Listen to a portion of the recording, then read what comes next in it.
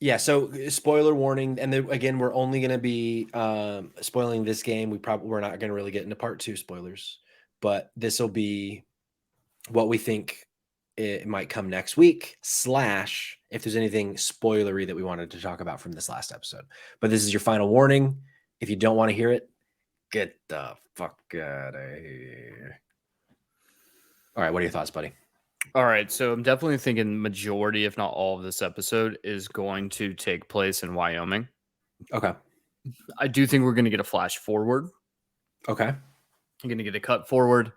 We have what, 4 episodes left before the end of the season?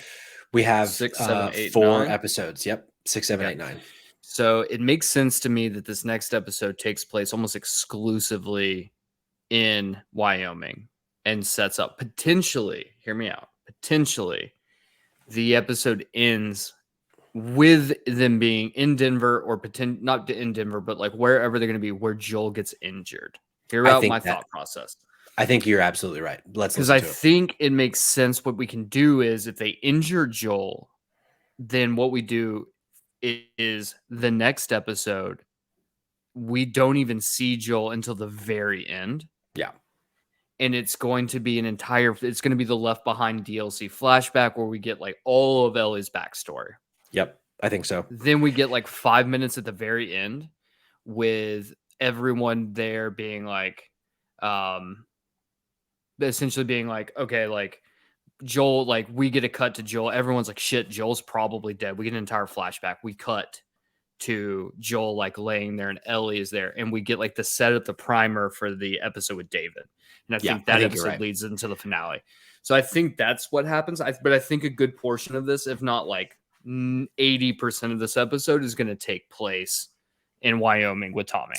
Well, you might remember the Left Behind DLC takes place during the whole like Joel being injured section. Like it cuts back and forth in time. That's right. That's right. Yeah. Of her, like there's the modern day stuff with her getting the medicine and whatnot. And then, but most of it, 95% of the DLC, maybe not 95, it's actually probably like 80% is the stuff with Riley and whatnot. So I think you're totally spot on there. I wonder though, if they even do like the university / Denver, or if whatever the injury is just, it's in Wyoming. Like, I wonder if they just keep it all. They very well could. I mean, and I think that's fine if they cut out Denver. I don't think they're going to be in Denver ever. I don't think that it makes sense for them to go there. I don't think the university doesn't have to happen technically, as long as Joel gets injured. Like that's the key that has to happen. But we do know that David is taking place in winter. Right, we do know that Tommy is taking place probably early fall, mid fall, late fall, because they're wearing jackets at this point where they haven't been before, and there's snow. So I think that that's an easy tie-in to like the David section is winter. I honestly completely forgot. I'm gonna actually out myself for a second. Are you ready for this? Oh boy, I think I've only played the Last of Us DLC or the Left Behind DLC like once. I just wasn't played it twice. Yeah, I just wasn't. Don't get me wrong. I think the story of it's amazing, but like to me, the gameplay of it is just not as engaging from a gameplay perspective. Yeah, for sure. So I rarely go back and play it. I do want to go back and play it on the remastered version. Yeah, just to kind of see what that looks like with it being remastered and with all the new mechanics and everything, and like how well that is. But yeah, it's rare that when I do my replays, because I've played this game like probably 6, 7, 8 times now. Right. That like I'll go back and play that. But yeah, definitely think like this is going to be a lot of Tommy. I do think we're still going to get where Joel's going to try to push her off. 100% on him. Have to, yeah. Because I think Joel at this point realizes like he's in too deep. Yeah, I think so too. Like, with the way that episode 5 ended with Sam and Henry, it's very much like I think he sees a future in which this happens to him, and he's like, okay, time to push it away. Yeah. So yeah, I think so for sure. And I think Tommy's gonna shut that shit down. Yeah. And I think what's gonna end up happening is I think the way that the episode is gonna push into the next episode is going to be like there is going to be some sort of like an issue that takes place between Tommy and Joel. And Joel's essentially like, you know what, you haven't changed. Sure. I'm just gonna do this on my own. and he's going to take off. That's going to be the catalyst that moves them forward without Tommy or anyone else involved. I think that's how this works. I think so. I pretty much align with that entirely. I think that now, because I feel like a lot of the question marks up until this point were like, how are they going to do Pittsburgh, now Kansas City? How are they going to do this, the Sam and Henry stuff? I feel like from this point on, for the most part, other than like, are we going to see the university? I feel like in a way, there isn't much room to navigate outside of the given like circumstance, essentially. But they've changed stuff up on us already several times, so I'm sure it's going to happen again. I think that's a good I have a question, idea. Patrick. Yeah. No question. So for the audience, if you guys are still here and you're listening to this, essentially Netflix just announced that in March they are going to be getting rid of Arrested Development, including both seasons that they created for the Netflix platform.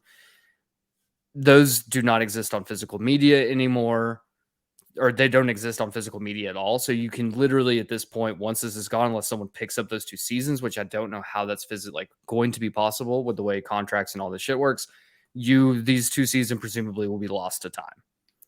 For you, someone who doesn't collect physical media, are you going to buy The Last of Us, presumably when it drops on Blu-ray? I am. Okay.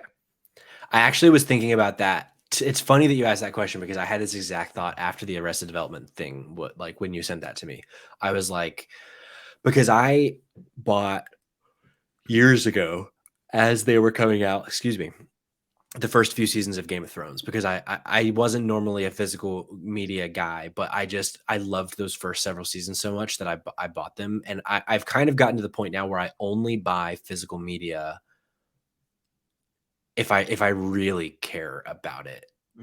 There's when it comes to movies and TV, games, every now and then I'll buy physical, but I don't really ever buy physical for games or for movies or TV unless it like is a really meaningful thing. So I will definitely be buying The Last of Us, I think. I love to hear that. Yeah. Well, folks, that's our show.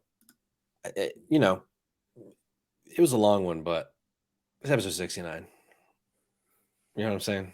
It had to get, we had to, I mean, it had to happen. It had to happen. We're going to be back next week, Tuesday, as always, on twitch.tv/Spotlight Games Pod, and Monday on twitch.tv/Spotlight Games Pod for the episode 6 deep dive of The Last of Us. But Kamen, in the meantime, where can they find you if they want to follow you over on the socials? You can find me at AdKidKamen on Twitter, and you can follow Save Trash Cinema on all socials at Save Trash Cinema. Fantastic. And if you want to follow the Games Pod, that is at Spot Games Pod on Twitter or Spotlight Games Podcast. God damn it. Spotlight Games Pod everywhere else. Kamen, stay sexy. Until we meet again.